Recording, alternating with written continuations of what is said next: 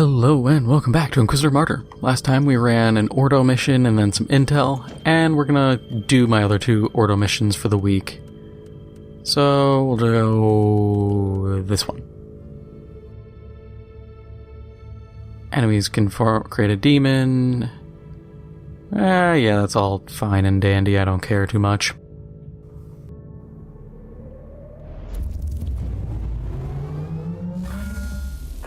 Maim the heretic, slay the treacherous Xenos, banish the fork-tongued demon spawn.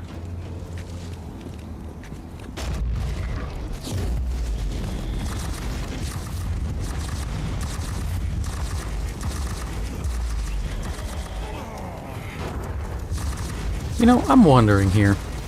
So we got the Leagues of Votan. How long till we get Chaos Dwarves? I'm just thinking here, because that would make sense considering we have, like, Traitor Guard and all that. You know, when do we get just the Traitor equivalent?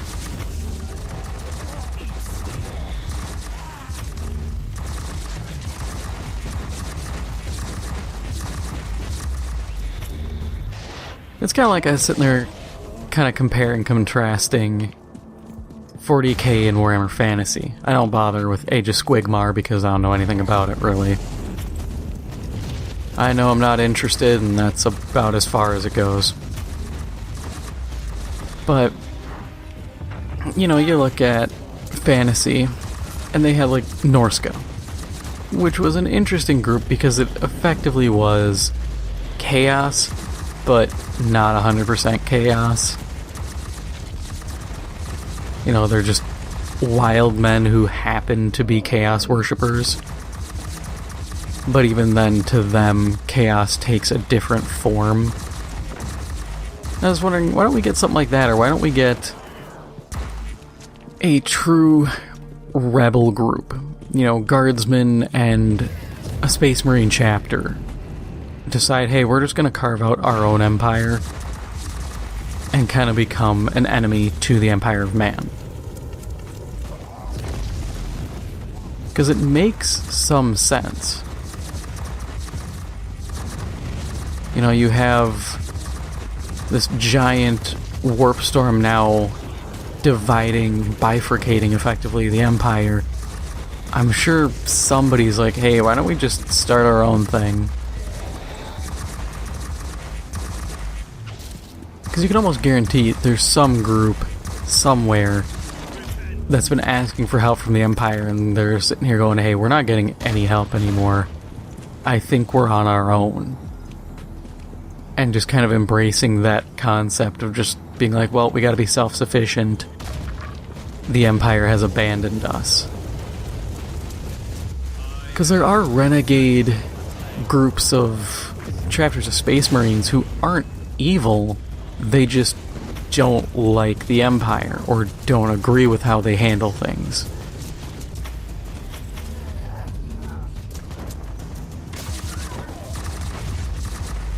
And I think it'd just be interesting because one problem I've always had is the lore. Anytime there's a rebel group of Space Marines, there's always a detachment of, you know, Imperial Fists or Ultramarines ready to go just curb stomp them. And I'm just sitting here going, how many guys do you have, really? You can't tell me you have this many. I mean, lore-wise, it makes sense. Ultramarines, I think, didn't follow the rules they set out to limit numbers. But even then, like, you can't tell me you have all these guys you can throw at every conflict, especially when you sustain casualties in so many of them, unless your ability to replenish your numbers is that effective. Which I kinda doubt.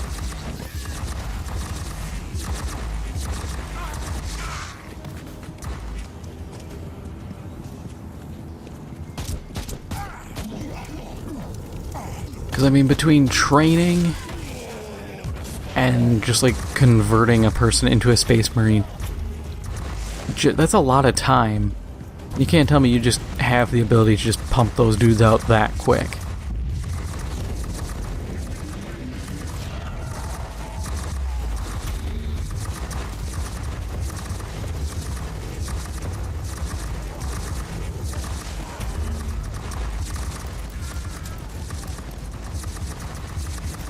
I mean, you could have groups like Adeptus Mechanicus. You know there are heretics throughout the AdMech. You know, some of them are looking at, you know, Necron Gauss flayers like, hey, we should probably look at these and see what we can learn from them. As opposed to just destroying them, being like, it's heresy, blah blah blah, we can't touch that. The old cogitator's acting up, quick. Start rubbing essential oils on it, that will make it work again.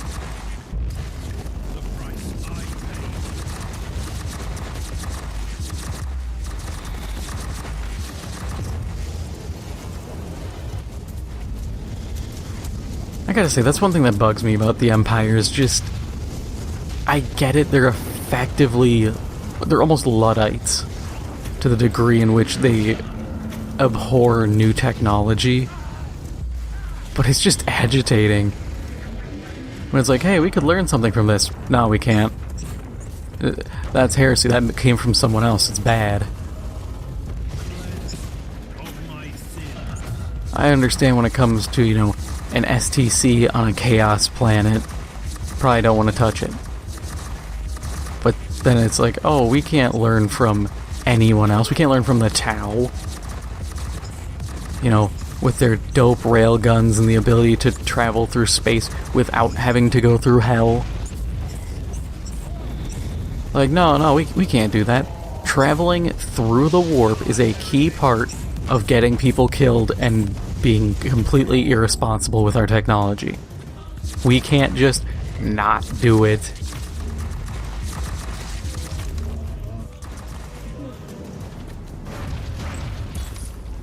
You know, what am I gonna do if I'm not flying through hell just to get to the next planet over?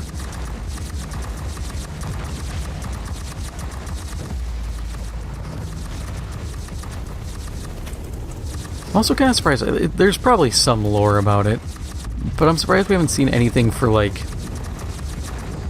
orcs joining the Tau.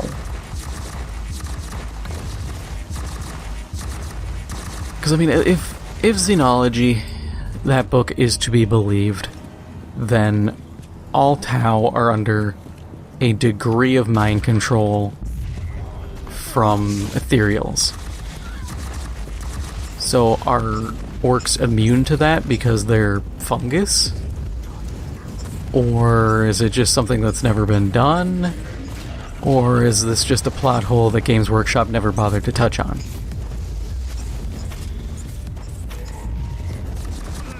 Because I'm getting the feeling it's a plot hole. Also, I understand these guys are getting damage resist for 3 seconds after the first hit they take. But why does it feel like my damage is worse? Like, this episode and the last two, my damage feels weirdly low, even though it shouldn't be. You know? Like, my damage is pretty solid, but at the same time, I'm sitting here hitting guys and I'm just like, you'll eventually hurt them. Don't worry.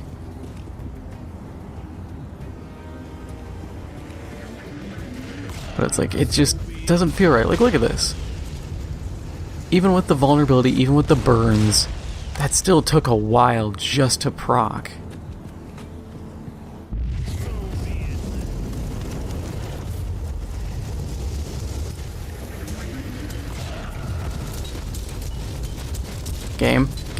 Game. I love when I'm just starstruck and forced to stand there while I'm immolating.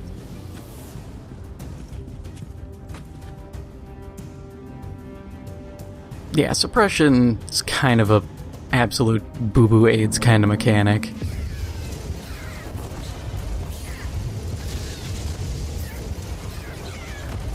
Like, hey, do you want to not have fun? Then prepare to be knocked on your ass and get pummeled by the next enemy you see.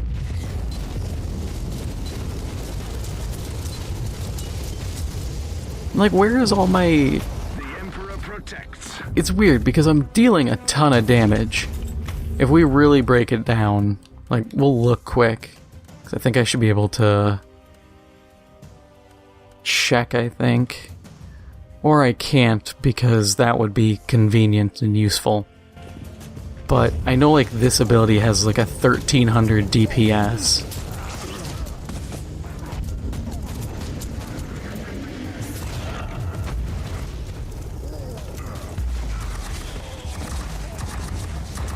But so it's weird because I know I should be dealing more damage than I am.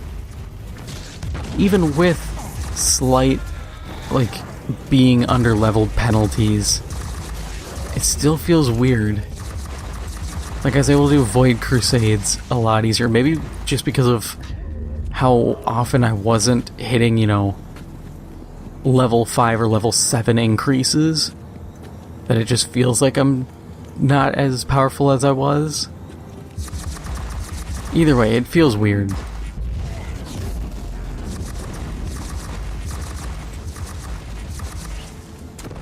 At this point, I'm willing to chalk everything up to Neocore's really wank servers. Since they decided, hey, let's shift to AWS and have everything not work right.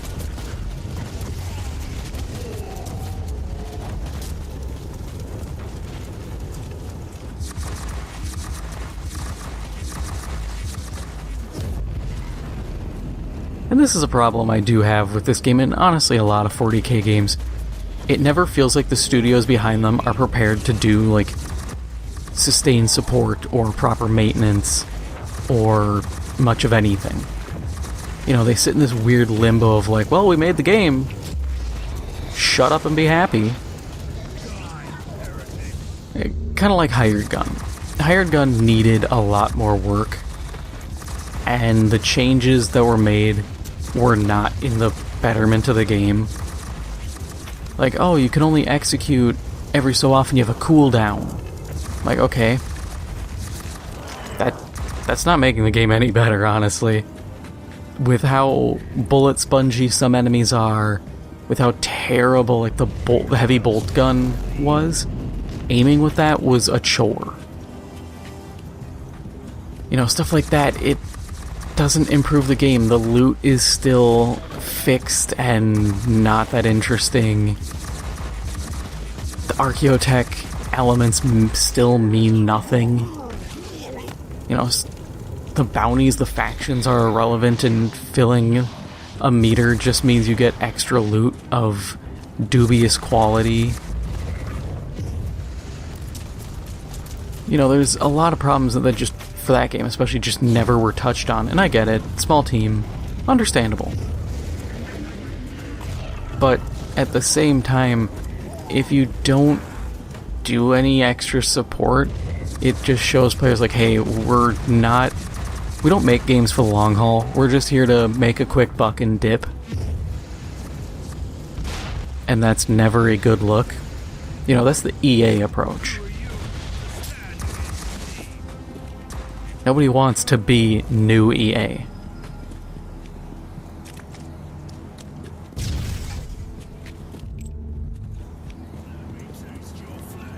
I mean, I wouldn't want to be like EA. The battle is swinging our way. One last push and the victory is ours. But maybe that's just me.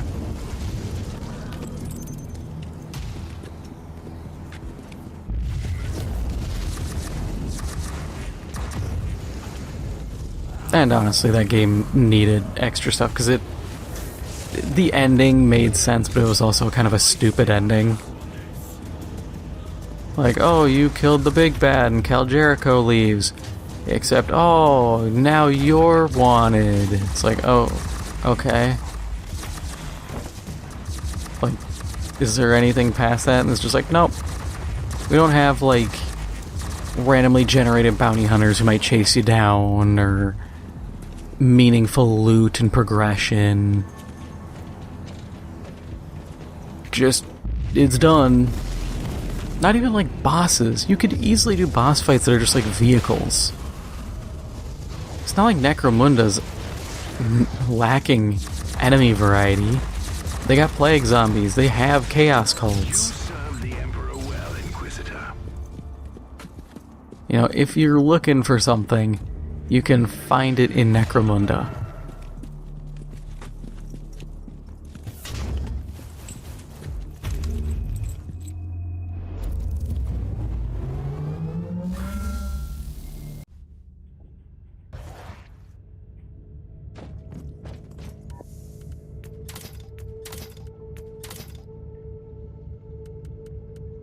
What's the Signum looking like?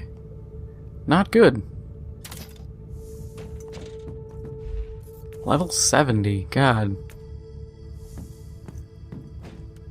Alright, let's get our last Ordo Malleus run in.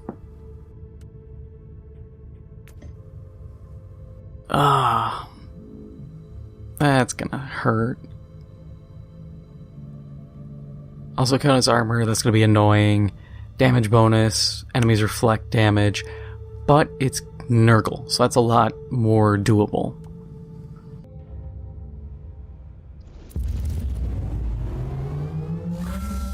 Xenos, demons, heretics. Enact the Emperor's will and purge the universe of their taint. Let hatred be our shield, and their blood our salvation.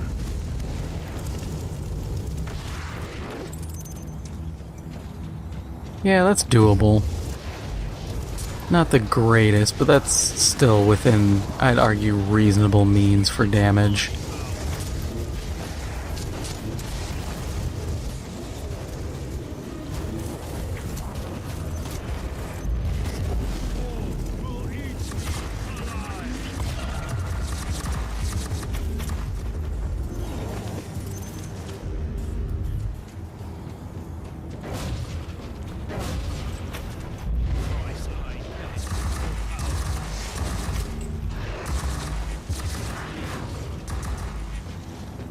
Yeah, I think Hired Gun, it could have been a lot better. I think there's a lot more support the game needed.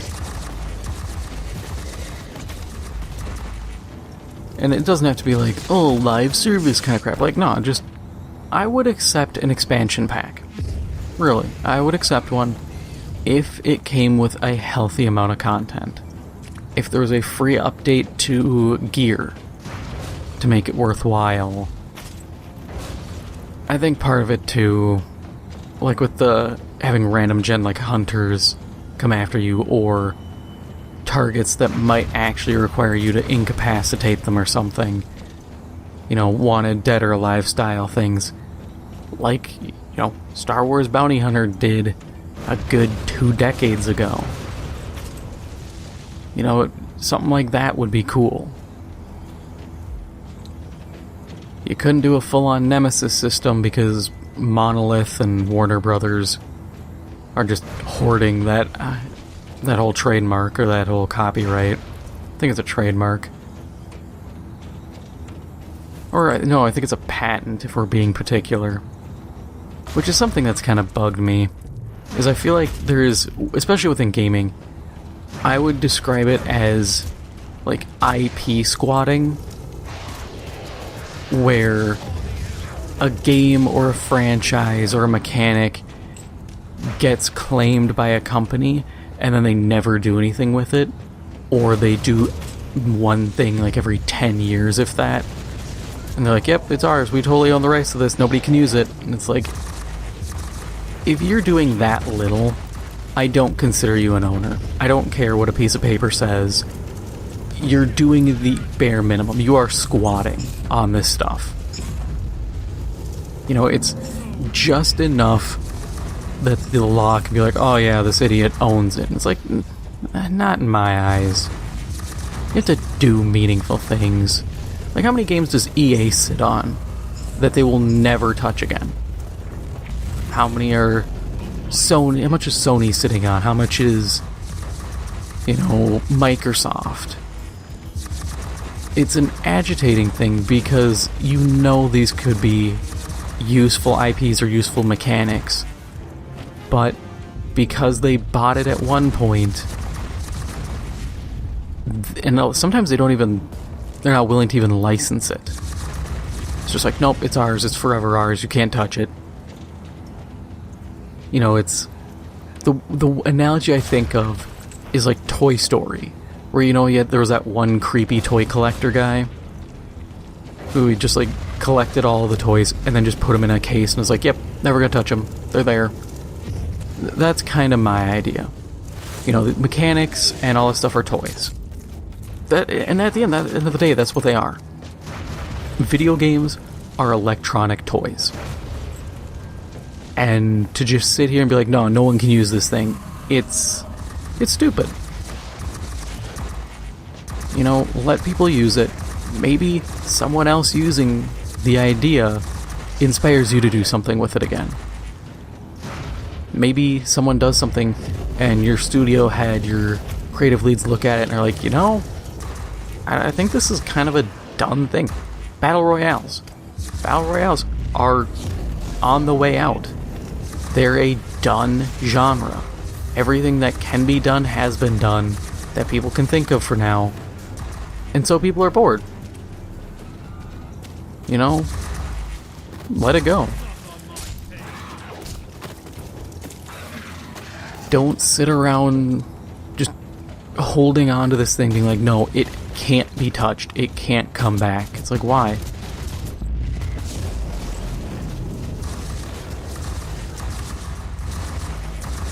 Like, I remember... Oh, God, I can't remember who it was. Whether it was Saga or somebody. I think I'd mentioned this before, too. They own the rights and, like, trademarked and copyright and patented all this, whatever. The design for Crazy Taxi.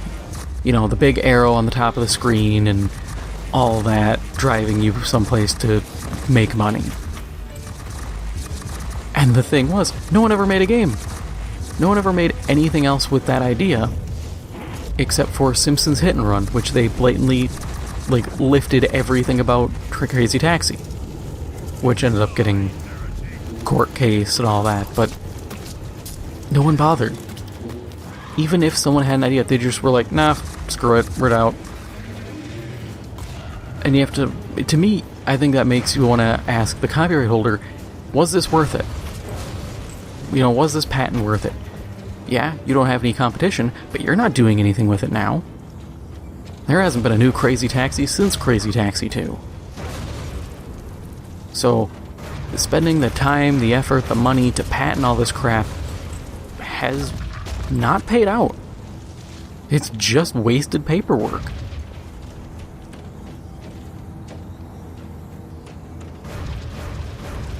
You know, there's a line. I think gaming's in a weird spot where people argue, oh, it needs to mature, but then, you know, certain things happen and people whine and scream and complain, and then you have things like these patents that show this industry has not matured.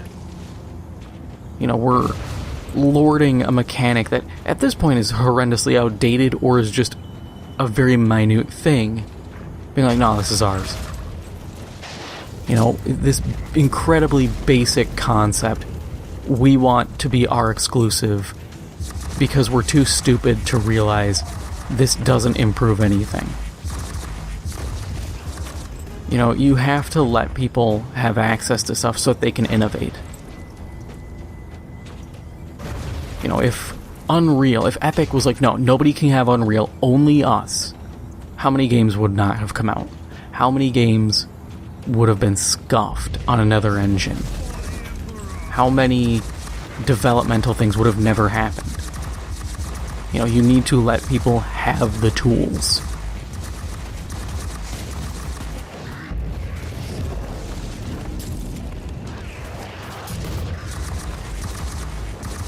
But yeah, I'm just kind of grumpy.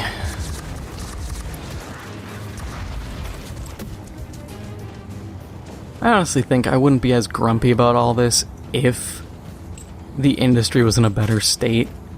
You know, we're still dealing with the stupid Activision buyout that'll probably go through, and I saw stuff that's like, oh, well, Call of Duty can't go to Game Pass because there was a deal signed with Sony. I'm like, and if this wasn't signed, were you just gonna do that? I mean, it wouldn't surprise me. Microsoft's really leveraging their loss leader to the point where if an antitrust act actually kicked in, they'd probably be SOL. But at the same time, all antitrust does is incentivize lobbying and circumventing the law in the first place.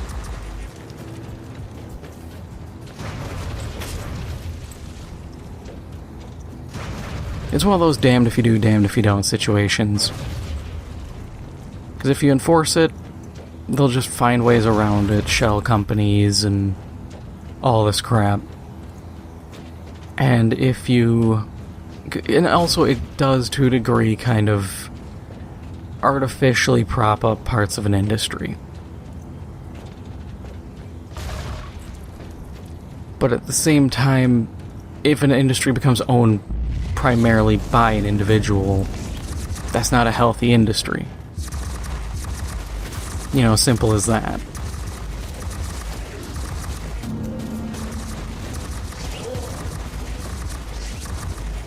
But I mean, to a degree, that's already been happening. We've seen, you know, like the handheld market, that's effectively Nintendo. No one even bothers with handhelds anymore. Sony's just like, yeah, screw it, PS Vita's dead. Microsoft, I don't think, ever cared. And maybe that was a good thing on their end. I really don't know. I feel like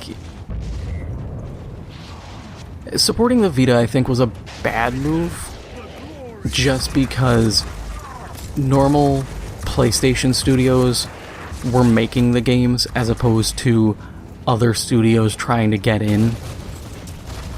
Like, Zipper was like, oh, we're gonna make Unit 13. It's like, you probably should have made another SOCOM or Mag 2, because you weren't gonna sell that many copies on the Vita. You know, it kind of became the writing on the wall. And that's an unfortunate reality.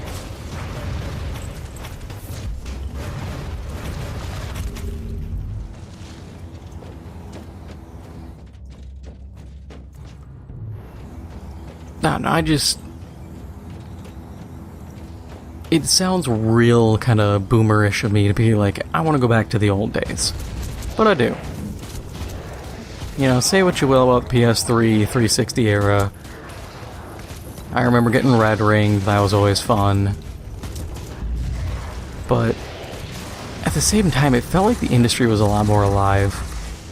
Like right now, the next game, I'm actually like, yeah, I'm gonna get this game, isn't until like January. You know, that's a good while to just be sitting here like, yep, game. Like, a friend of mine sent a clip from, like, I think it's Jay Schlatt's podcast thing, and they do this, I guess it's a joke. I don't see the humor in it. Maybe I'm just grumpy. Maybe I'm not dumb enough to understand it. But it was this joke of like, would you rather have infinite bacon but no games, or no games but infinite games but no games, or something? And I had said, you know, in a weird way, I feel like we're actually in that situation where everybody goes, oh, it's so great, there's so many games out, but there are so few games actually worth playing. You know, how many walking around simulators or visual novels are there, or just games in general where the whole thing is an allegory for depression? It's like, I'm sorry, I don't need a video game to tell me about depression. I experienced that, it's not fun. You can't exactly make me go, oh boy, depression. Will you just leave me alone, Dreadnought?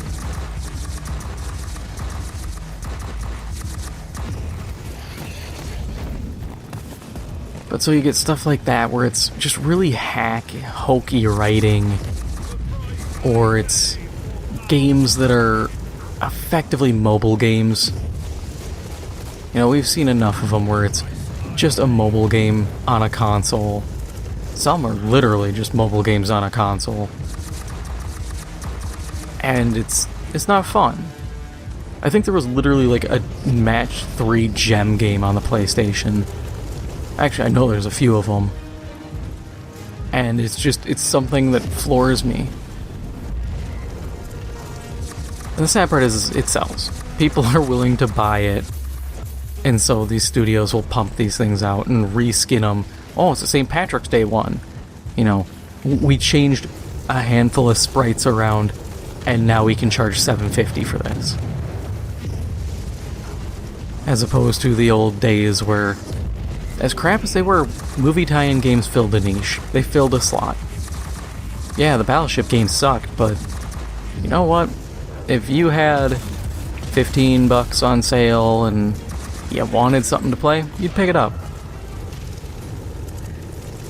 Or I remember there was like this game Naughty Bear, where your whole goal was you're a teddy bear who had to sneak around and startle other bears and kill them. And you could drive them to kill themselves. Which, thinking about now, is incredibly dark. But like, if you had a little bit of side cash, you could pick it up. Or I miss Lost Planet. I've been waiting for Capcom to be like, hey, we're making a new Lost Planet game. Surprise. Instead of being like, hey, here's another Street Fighter.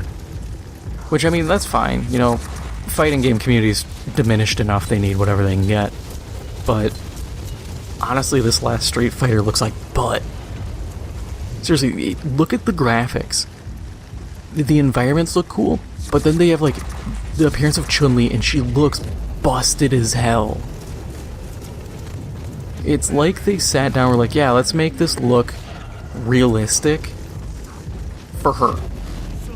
Because then you look at like Ryu, and he looks like normal Ryu. I'm like, what the hell's with Chun-Li then? Why does she look like some creepy ass, you know, uncanny valley wax doll, while Ryu just looks like himself?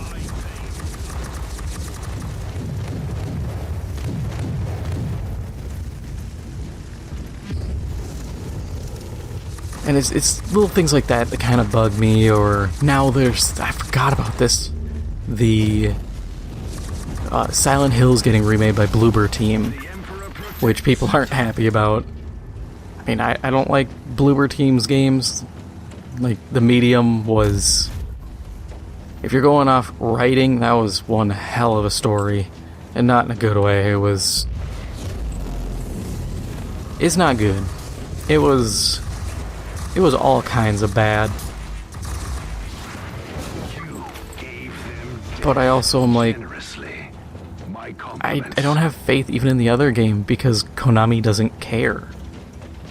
Like, they flat out have effectively said they don't care. Oh, we're gonna make Metal Gear Solid the pachinko machine. Really? Really? People say, oh, well, Metal Gear Survive was terrible. It was a good zombie game, bad Metal Gear. That is my review.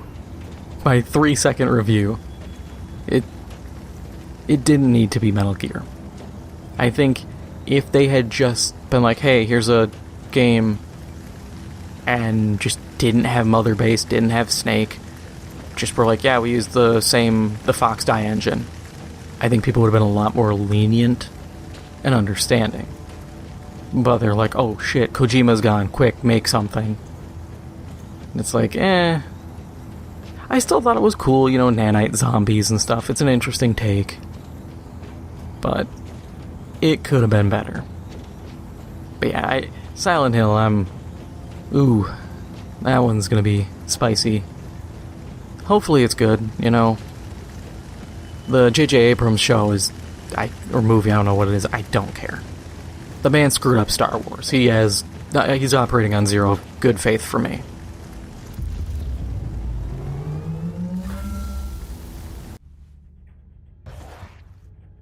Nothing good for those rewards. God, Ordos are paying out crap. And my loot quality hasn't tanked or changed. But that is all for now. If you enjoyed this episode, make sure to hit the like button. It helps out the channel a lot. And if you haven't already, make sure to hit the subscribe button. Thank you for watching, and I'll see you in the next one.